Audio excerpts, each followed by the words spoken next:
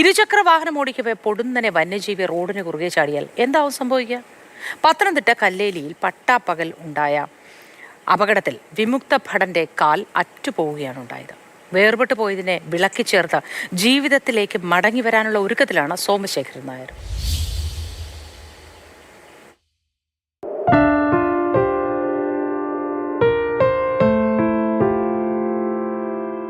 കാലേ കമ്പിയിട്ട് മുറുക്കിക്കൊണ്ട് ഇങ്ങനെ ഇതെടുക്കാം, അത്രയേ ഉള്ളൂ.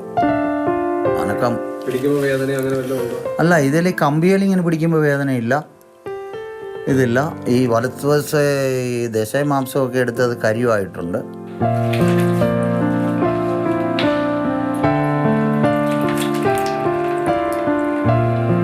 കിടക്കയിൽ തന്നെയാണല്ല, മറ്റൊരാളുടെ സഹായമില്ലാതെ ഒന്നിനും കഴിയാത്ത സ്ഥിതി.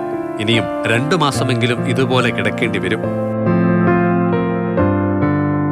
1 മാസം മുൻപാണ്, ജനുവരി മാസം 31-ാം തീയതി രാവിലെ 11:30 വയക്കരയിലെ വീട്ടിൽ നിന്നും സോമശേഖരൻ നായർ ഇരുചക്ര വാഹനത്തിൽ കോന്നിയിലേക്ക് പോവുകയാണ്. യാത്ര കല്ലേലിക്കാവ് പിന്നിട്ടതോടെ പൊടുന്നനെ മ്ലാവ് കുറുകച്ചാടുകയായിരുന്നു. 200 മീറ്ററൂടെ കടന്ന് ചെന്ന ഉടനെ ഞാനൊരു 10 മീറ്റർ മുന്നേ വെച്ചൊരു ബ്ലാവ് ചാടി വരുന്നത് കണ്ടു. അതെൻ്റെ വണ്ടിയിൽ ഇടിക്കുമെന്നുള്ള ഇത് വന്നുകൊണ്ട് ഞാൻ ബ്രേക്ക് അപ്ലൈ ചെയ്തു. ബ്രേക്ക് അപ്ലൈ ചെയ്തുകൊണ്ട് വണ്ടി നിന്നേച്ച് പാളി 11 kV ഒരു ലൈൻ നിൽപ്പുണ്ടായിരുന്നു. 11 kV ലൈൻ പോകുന്നതായിരുന്നു.